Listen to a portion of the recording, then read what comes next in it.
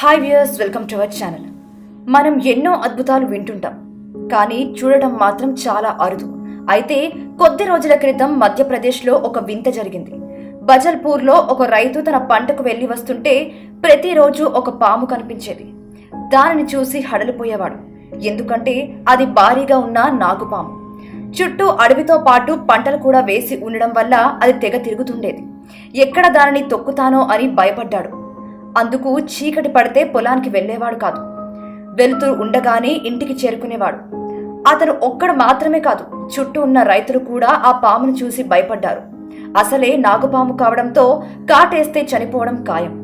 అడవి నుంచి ఇంటికి వచ్చి ఆసుపత్రికి వెళ్లేలోపే చనిపోతామని దడుచుకున్నారు. అయితే ఒక రోజు ఉదయాన్నే పొలానికి వెళుతుండగా కప్పను మింగుతున్న పాము కనిపించింది. దీంతో చేతిలోని భారీ కర్రతో తల మీద కొట్టాడు. ఒకే దెబ్బకు పాము ప్రాణం విడిచింది. మామూలుగా పాములు కొద్దిగా చప్పుడైనా పారిపోతాయి.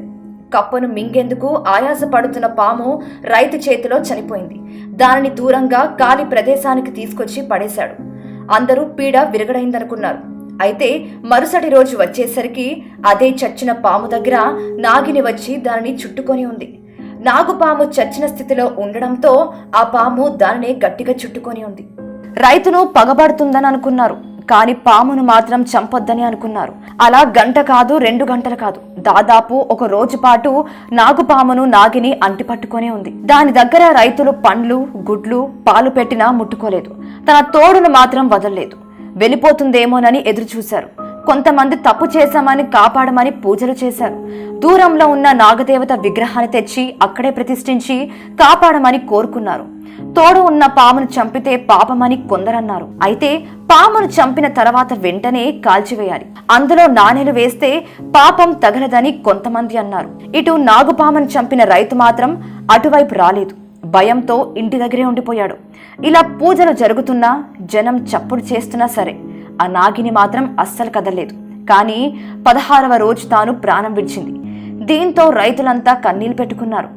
ఆసక్తికరమైన విషయం ఏంటంటే నాగుపాము కానీ నాగిని కానీ చాలా రోజులుగా అక్కడే ఉంటున్న ఎవరిని కరవలేదు.